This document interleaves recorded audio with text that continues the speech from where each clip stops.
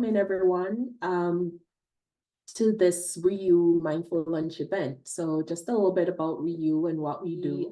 Exists to deliver capacity building workshops and innovative resilience and conflict transformation coaching that helps groups and individuals improve their mental well-being, transform their personal conflicts, and grow their resilience. So you can learn more about Reyou on our website. And SJ will post a link for you in the chat there if you'd like to check that out. And we also have a pretty awesome, safe, brave, and supportive online community that's dedicated to working supportively with parents, caregivers, professionals, people from all walks of life who are really interested in improving their mental wellness through storytelling, journaling, and mindfulness practices. And you can learn more about our community on our community site, and SJ will post a link for that in the chat as well. Welcome in, Christine. Good to see you. Thank you so much for joining us. So I want to come back to the information that we have in the chat there. Where did your story begin and where do your feet touch the ground now? So this is a really great opportunity to introduce two of our mindful lunch guests. We've got two guests this time, Geraldine Gruszczyk and Joy Idoko. Geraldine is a native of Buenos Aires, Argentina, who is passionate about the arts, travel, human welfare, and she currently works as a resource navigator at Opportunities for Employment, which is based in Winnipeg. And Joy is a Nigerian-born world traveler and project management expert. Both women have called Winnipeg their home for several years now.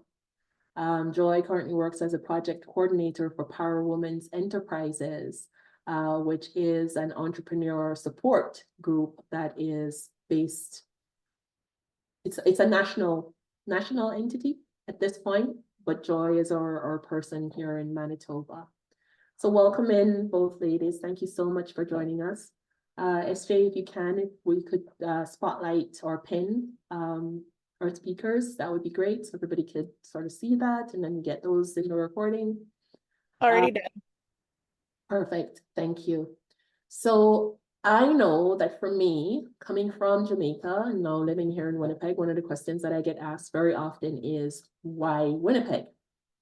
And I usually give an answer that blows people off their feet. I say, if it wasn't Winnipeg, it would be Reykjavik, Iceland.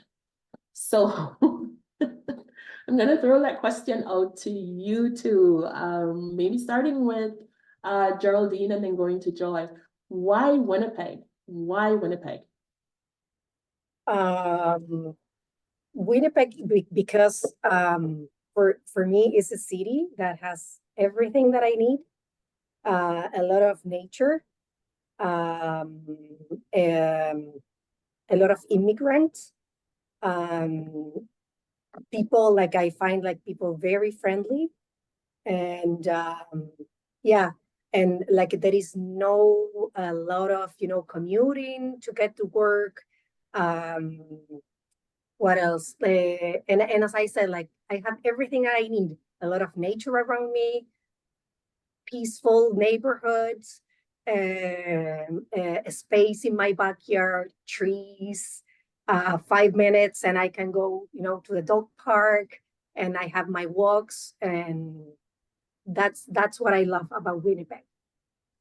Oh, yeah, I can totally attest with that. After living in other cities, I knew for sure that this was going to be the one that I was going to come back to because it was just the right size. It was just the right size, not like your major cosmopolitan cities. But Joy, so for you, why Winnipeg? Why did you choose to make this place your home? Why Winnipeg? It's really interesting because I'd never heard of Winnipeg before I actually tried to come to Winnipeg. I was, I met someone who was going to help me get into school, and the option was Ontario because I had a sister in Ontario. So I'm like, yeah, Ontario. And he's like, okay, let's try out the place is Manitoba. I'm like, where is Manitoba? And he's like, yeah, University. Yeah, it's like University of Manitoba will work for you. I'm like, okay, let's see. And when I got here, I had no regrets because the people are really, really nice. So I didn't have anyone before I came to Winnipeg, but I've been able to build a community, and settling in has really, really been good. Though coming from Abuja in Nigeria, where it's the federal capital, I still feel like I have to travel to Calgary or somewhere to get something, to do something. Like I have to travel to bigger cities to do stuff. That's a bit of an inconvenience. But and you all know traveling within Canada is not so easy, but the Winnipeg things are actually more affordable. Housing is affordable, and I'm comfortable with my kids growing up here. So Winnipeg, yes. Wow, that's an interesting point. Being comfortable with your kids growing up here. Yeah, that's but thank you for saying that, because that's kind of how I feel as well. And that's one of the reasons why I was interested in immigrating. I was looking for a space where I'd be comfortable with raising my kids and raising my family. And I think for a lot of other persons who have traveled across the world, like that was probably one of the things that they had on their list. Just a quick show of hands, you know, digital hand or otherwise, if that was something that you might have thought about in your move and travels around the world, that you were looking for a place that would be comfortable for you to raise your kids. Yeah, and even for people who are from Winnipeg, yeah, absolutely looking for that space, that safe space, for being able to have children grow up and feel connected and safe. So that's amazing. Thank you so much for sharing that. So, you know, one of the things, and I'm really very happy that Geraldine DeBron is with us today. So happy that she could drop in for this conversation, because I just want to give a little bit of a context to this discussion that we're going to have about authenticity from through the Immigrant Lens, because Geraldine in January was our Mindful Lunch speaker who started talking about, or helped us sort of wrap our heads around this idea of what authenticity means and how do we really show up and fill our boots in our workplaces, in our workspaces, and even in our personal life. And I'm super psyched that we had such an engaged and really motivated audience with that discussion, because Joy, our guest speaker today, was the one who, near the end of Geraldine's or session with Geraldine, kind of raised that question that, yeah, that she could definitely connect with some of those points that Geraldine raised about authenticity. And then she added that there are other nuances to it when you are from a different culture or different background, when you just moved to the country, or even if you've moved to the country and you've lived here for decades, there's still nuances to this idea of showing up authentically, or showing up as your real and honest self and holding that space for yourself. So I want to throw that out, to throw this question out to our guest speakers today, like, and I'll probably start with you, Joy. Like, how do you see authenticity? You know, what does it mean to show up authentically as Joy Idoko? Thank you so much for the question. So for me, showing up as Joy Idoko is showing up as myself, as happy, as comfortable in my skin, as sure what I'm doing or who I am, and aware that everyone might not be okay with me, but I'm okay with myself. And showing up as Joy, who loves to speak about business, who enjoys helping women do business, and Joy also, who's a proud mother and who's a proud Nigerian, and who is sure that wherever I go, I'm going to make my mark positively. And so showing up as myself, confident in my own skin, that's authenticity for me. And I see that helping me realize my potentials. I see that giving me more happiness. So that's authenticity for me. Oh, I love that. That's showing up honestly and authentically, being happy in my own skin. That is golden. Like, that is golden. I'm gonna come back to that though. And I'm just gonna ask Geraldine the same question. Like, how do you see authenticity, Geraldine? What does it mean to show up as Geraldine Gruszczyk on a daily basis? I totally agree with Joy in feeling comfortable in your skin or in your shoes. And I would like to add also that the environment, like where you are, also make an impact or may affect how you feel. And when you start feeling confident about yourself, but like I'm gonna start from the beginning. That it has to be with a sense of belonging. In my country, I've never felt the sense of belonging as I am feeling here in Winnipeg. And the reason why is like after long years of therapy, it's probably because I was not born in a family that was providing me that, kind of grounding. And then what I've learned from those years is that I have to kind of cut pieces of myself to fit in a place and to be accepted and loved. But after when I came here in 2012, I took that as an opportunity to kind of rebuild myself or reborn, and that feeling of feeling uncomfortable, of that kind of pain in my stomach, I didn't want it anymore. And then I had to work hard to start, putting those pieces together like a puzzle. And finally, just like Joey mentioned at the beginning, I was feeling comfort in my space, in my feet, in my skin. Mm-hmm. And then like everything, everything changed for you. And you might not be feeling in a good environment, but when you say, that yes, for me, it's a whole totally different experience. Yeah. Thank you for sharing that, Geraldine. Yeah. So what I'm hearing is that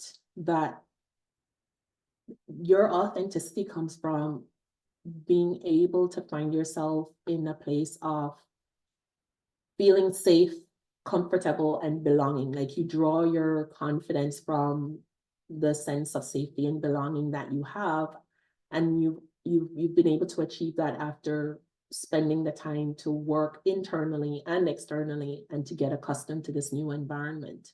Mm-hmm. It's really so interesting, right? Because we like that sense of safety and belonging really ties in so well with our ability to show up and to feel confident and to feel whole in any circumstance that we're putting ourselves. And I like the way that you said it, like not cutting yourself up into little pieces in order to fit into somebody else's mold or world. And that's just a really, really lovely analogy to the whole idea of what it means to be able to show up and to engage with this concept of being honest and being our true and authentic selves. But I wanna flip it around then and kind of ask, since you've been here or even recently, do you find that that sense of authenticity has been challenged? Like, is that always a consistent way to be for you? Have there been instances where that has not been the easiest thing to arrive? Oh yeah. Oh yes. Yeah. I mean, again, like for example, in workplaces or different places where you move, you might not be accepted, or because you have other ideas or ways to show up, And not everybody is gonna be accepting you just like the way you are. And yes, I've been challenged by that. And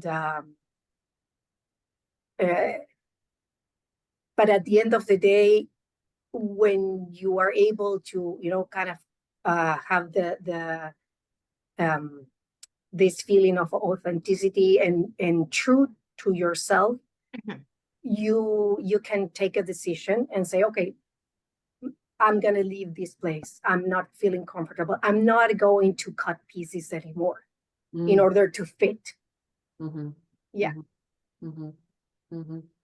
I like that. I'm making the choice. What about you, Joy? Like, have there been moments where you feel like you've had to put aside parts of your authenticity in order to fit in, and how does that work for you? I totally agree with Geraldine about not cutting herself, because sometimes I feel like maybe they're trying to put me in a box to fit some kind of idea or something. It doesn't, for me, this is what it does to me. It doesn't help me be my true, innovative, creative self. So when I notice that, I take a step back and I tell myself, what can I do to make sure that I navigate the situation better? Do I remove myself, or do I find another way to communicate this to them, that I am my authentic self? I'm most productive when I'm my authentic self. So when there are situations like that, it depends on what you as a person sees is the best way to approach it. So I've had different situations, and I've had situations that I've had honest people cheering for me, and I've had situations that I've had to look at, oh, maybe they want to see less of me, but this doesn't work this way for me. So with that, how does my authenticity work? I've been able to review it and work as the situation at the moment. Yeah, I love that. And I think that was something that Geraldine was touching on in her session as well, like knowing when to sort of fill the room and when to sort of pull back and be the observer, right? Totally. But I wanna put something out, because I'm hearing the word them and they a lot. The other element, the other person or party to the conversation that helps to either reinforce or take away that sense of self and authenticity. Could we put that into a little bit of a clearer context? Like, who is them and who are they? Who are the others that we're talking about here in those scenarios where we're feeling quite authentic and not authentic, or like we're being asked to cut ourselves into little pieces? And if an example helps with that, then that would be great. Who do you want it to start? Like, is it people that you work with? Are they people who look, speak, act differently than you? Are they, other newcomers? Are they Canadians who've been here all their lives? Like, who are the they that you're having to interface with on a regular basis? I have like quickly two examples in my mind.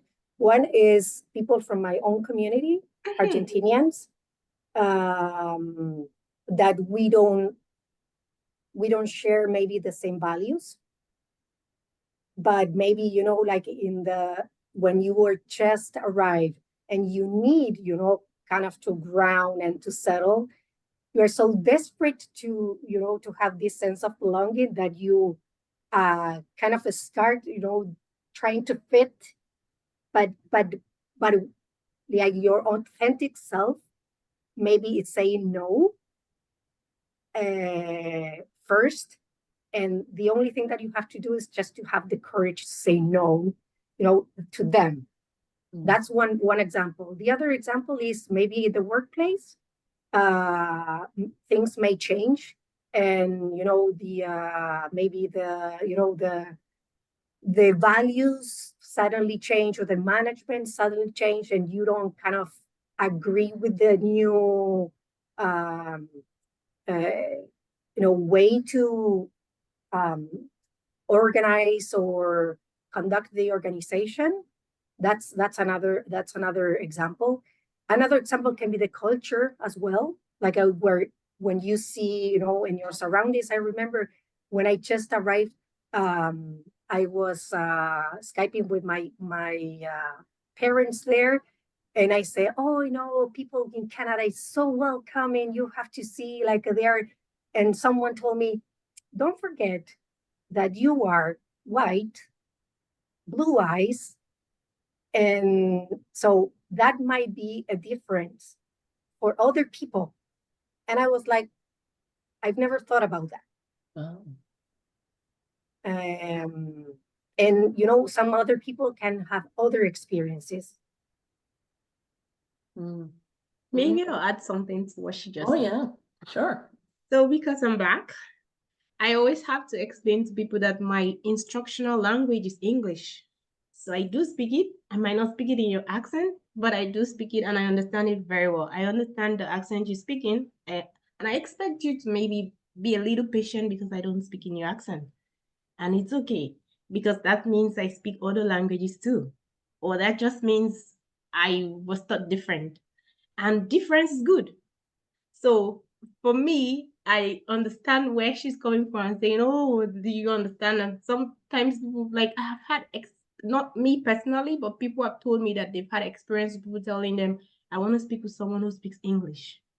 And the person is like, I'm speaking English just like you, or something like that. So those are experiences that actually kind of reduces you out there. So for me, it doesn't necessarily have to be in the workplace. It could even be in the stores. It could actually even be in the mall. It could be just talking to someone on the phone. So those experiences actually make you think, how do I present myself? Do I speak with an accent that is different from mine, or do I try to twang my tongue to fit theirs, or do I just go with the way I speak, like my Nigerian self? That is where the question of authenticity comes from. The other thing that I want to add is another day, maybe your own family as well, because you decided to do other things in your life, because you change, you know, you are kind of the black sheep, and you change the patterns and break, you know, some patterns to the family, and then that's another day. Yeah. Oh, yeah. Yeah, that's a really important point. That I think, you know, really so important to come back to, because the idea of being authentic, we often think about that in terms of the external world and how we're showing up in our business life, in our personal life, in our professional lives. And rarely do we give pause to how we show up for ourselves within our own families, especially when we have differences in values, and within our own communities when those values are very different. And that's one of the things, like, I'm really grateful. Thank you so much to both of you for challenging that idea, that which I've always been kind of challenging, but I don't think enough people talk about it out loud, that just because you are from a particular cultural group, it doesn't necessarily mean that you share the same values and you are 100% on board with everything. The cultural group is never homogeneous, right? And that we need to respect that heterogeneity. And it's a huge task for us as the immigrant in the family, the person who went overseas, to be able to say to the other persons in our family that you know, like, these things don't really fit or gel with the way that I would like to be or to present myself in the world. So there's that element of navigating your authenticity in that circle, and then you're navigating in that internal circle, and then navigating in an external circle. And so I like what you said, Joy, about the accent thing. Like, English is English. I like what Kate put in the chat here. Kate wrote, we all have an accent. It took her a long time to realize that, and she's actually pretty sheepish to admit it. The funny thing is that these are things that are nuanced to us as individuals who belong to particular, I want to say, it's not even an identity group anymore, because it's almost like you're sort of sampling from different identities. Like, you don't just belong to one, right? Because it would be hard for me to say I'm Jamaican Canadian at this stage, because I've lived in so many different places and I've experienced so many different cultures and I have so many different connections. But on paper, that is probably the most simple thing that people can understand, but there are various intersectionalities to it. And so the accent is really part of that intersectionality, right? In terms of the languages that you know. And I always try to remind myself that if someone has an accent or an obvious accent, that means that they probably know more languages than you, you know? So it's not anything to denigrate anyone about, but still the denigration happens. And I think that's one of the things that I was really kind of thinking about in this whole conversation about authenticity, because, you know, how do you, you know, are you really being are you really able to show up as your best self when you are showing up to resist the denigration? You know what I mean? Like, is this really you, or is this you armored up in order to prevent feeling hurt, isolated, lonely, you know, othered in some way? And I would just love to throw that out to the audience to sort of hear what their take is on that. You know, coming to Canada as a skilled immigrant, when you're coming into Canada already highly educated, perhaps you might have your work permit in hand, or your job. Maybe sometimes you come with job offers already in hand. You know, that is a very different experience than the person who is coming to Canada as an asylum seeker or a refugee, right? And so we have two different kind of immigrant experiences. The person who is coming in because they want to be here and this is their next new adventure. They're looking to transfer their job skills, right? And then the person who is sort of here because home is no longer a safe place for them. And I just kind of wanted to throw that out to our speakers as well as for our audience. How do you think, what has been your experience with the support for persons who are coming in on those two different levels, so two different planes, being immigrants and newcomers in Winnipeg and in Manitoba and other places in Canada? Joy, you want to? Maybe I like to speak about the people who are skilled before they came.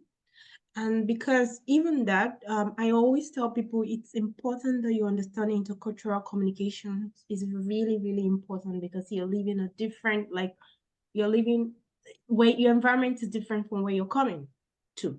So if you understand that, is one step. But even at that, newcomers who are highly skilled still get tested. They still need to prove themselves over and over and over again. It is what it is. I don't know why it's like that, but it is, because of what I have to know. Some of the jobs I've had to do, I'll tell myself that I'm more skilled than this. And it happens to almost every newcomer, almost. Because some people say, oh, we're just starting, we have to start at somewhere and all that. So that's a problem that newcomers have to deal with. But another way we can actually look at it is, if we who are welcoming them, we who live in Canada, can understand that this person, there are different ways to do things. And this person might actually be skilled in this way, but a different way to do it. If we're more open-minded, I think it's about open-mindedness. If we're more open-minded, and when we know that we're actually receiving skilled people who want to go about their next adventure, the engineer who could not actually settle in Canada because of the difference, if she felt more welcomed, or she felt more comfortable to be her authentic self, I bet she would have excelled. That's interesting. I'll pass it over to Geraldine.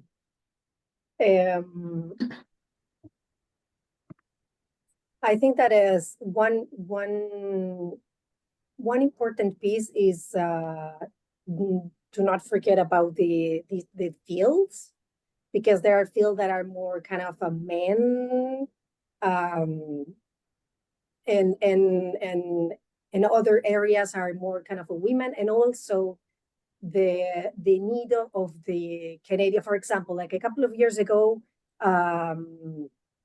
like it took like so long and so hard to become a nurse. But now after COVID, they are hiring nurses like crazy. And so that's another piece that I think that is important, like the timing. It will make maybe your experience more comfortable and more easy to adjust and to settle. So yes, the feel as well, and maybe, you know, like just coming back to the accent. For some people is harder to get, you know, the accents, or to get, you know, understood when they're speaking.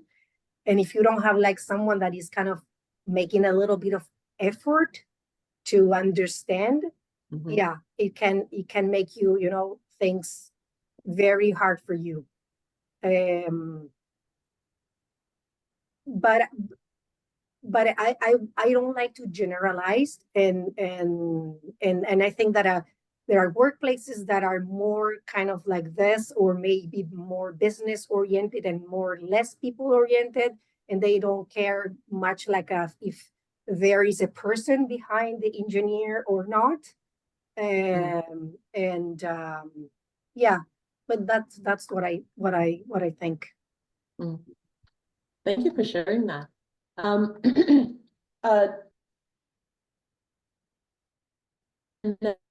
I appreciate that, you know, obviously we cannot generalize, and each situation is really very different. I want to share with you something that has been coming up a lot in a couple of the workshops that I've been doing. You know, I just completed one workshop on navigating stories of intergenerational trauma, and currently I'm engaged in a workshop for women. One thing that often comes up is guilt, believe it or not, guilt among especially highly educated immigrant women, right? Who say, like you said, Joy, I am qualified, I am skilled, I am waiting for you to offer me that job that matches my qualifications and experience. And I'm waiting for you to treat me the way that I ought to be treated. So I just want to, let me just throw this out, because we had a couple of people in our audience who indicated that there were places from outside Canada. So I just want to raise your hand if when you arrived here, your first job is what was called a survival job. So we define a survival job as you do almost anything, right? Menial, low-paying, minimum wage paying work in order to be able to survive and make ends meet. And it's really very far from the qualifications that you have. Right? Okay, so a couple of people. So we've been talking about these in these workshops where we're talking about just our stories and where the survival jobs come in. And, you know, I love that a few people have been saying they're pushing back with this sense of defiance that I'm a qualified person. Yes, I'll do this survival job right now because this is what I need to do, but don't expect me to be grateful that I am here in Canada and I should be satisfied with this job just because I was, you know, given the opportunity to be here. And so I'm gonna sort of put that now back to you guys and to say, you know, what advice would you have for immigrant women who are here, or potentially people who are thinking about coming here and their steps along in their process? What advice would you give to newcomers and immigrants about what it takes to show up and fill your own boots when you arrive or when you are here? And what advice do you have for people who have lived in Canada all their lives, for generations? So now we're talking about those settler Canadian identities, First Nations identities. What's the one thing that you would like them to know about your experience as an immigrant Canadian that helps you show up the way that you show up? Yeah. Okay, can I speak? Yeah. So I'll tell every immigrant coming, please do your research. It's very, very important. Please do your research. And when you do, remember that information is key. Every immigrant who comes and has the right settlement plan, the right settlement arrangement, the right information will do well. But some people come and they do not know a lot about what's happening. They don't even know anything. They don't know where to start from. And those are the people that actually struggle. So if you know you're coming to Canada, Canada is, like I tell my people back home, Canada is not a bed of roses. You got to work hard. You have to have a mindset of, and again, mindset matters. You have to have a mindset of, I'm going to do my best. I'm going to show up always as my authentic self. I'm smart, I'm great. Mental health, also tell yourself, make sure that you're in a good frame of mind, because you can't just come in a place you're already beaten down. No one's going to give you a hand if you're already beaten down. You have to give yourself up. Like, you have to show up for yourself too. And thirdly, I will also tell the people who have been here that it's important that when we learn your ways, you try a little and learn my way. Like, I'm different. It's difficult for me as an adult who comes in here to change my ways totally. So I'm going to be different. And I appreciate if you respect that diversity is strength, really. Like, how different we are, we should celebrate it. I appreciate that you're different. I'm willing to learn from you. I'm very happy to learn from you. Please learn from me, because I have a lot I'm bringing to the table too. Wonderful. Thank you for that. Yeah. Yeah. Geraldine?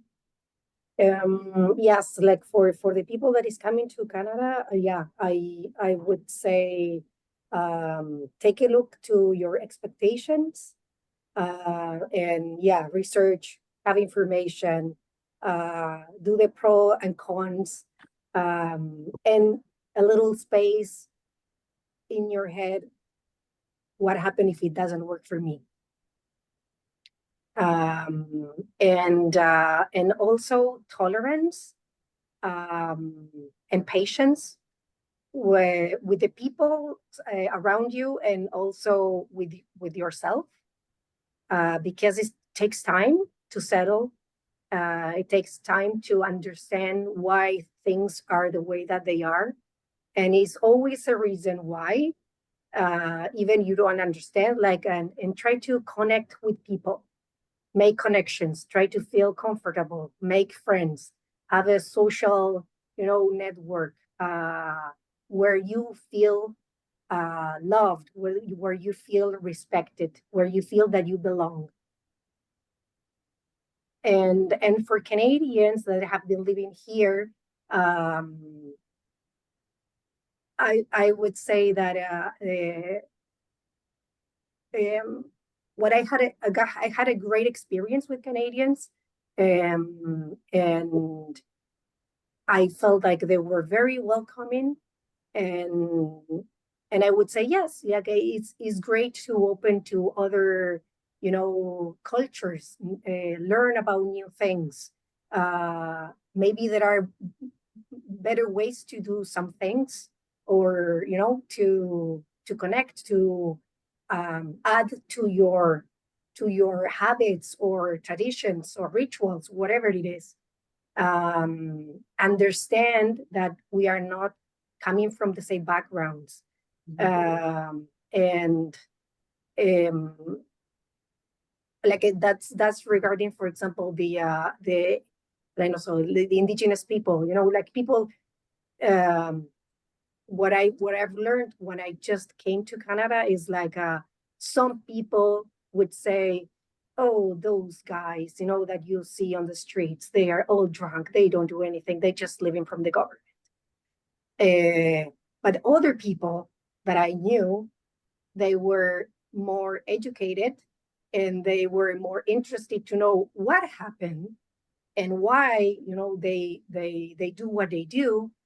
And And if you are like open to learn new things, you know, it's you will understand you are not more an ignorant, and you can be more empathetic, and that's what we want at the end of the day. You know, kind of become more in a community, more understanding and more empathetic, and I know that sometimes it's scary to open to different things, but having information is a great way to start kind of peeking a little bit and see how make you feel.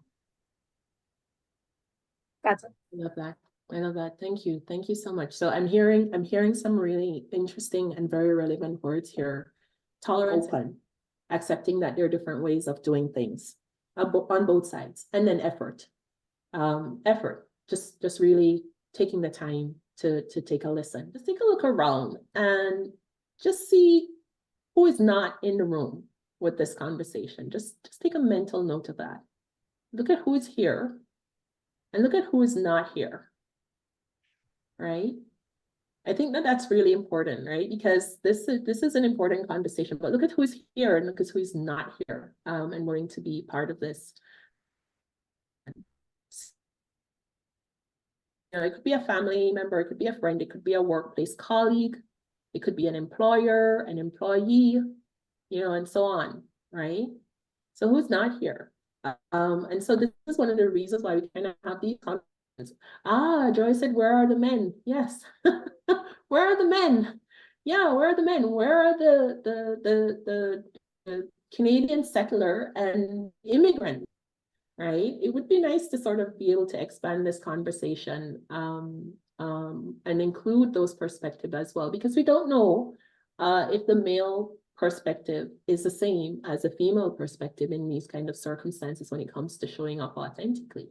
But men have mental health and belonging and community support issues that they need to navigate as well. You know, who else isn't here? You know, we might want to think about that.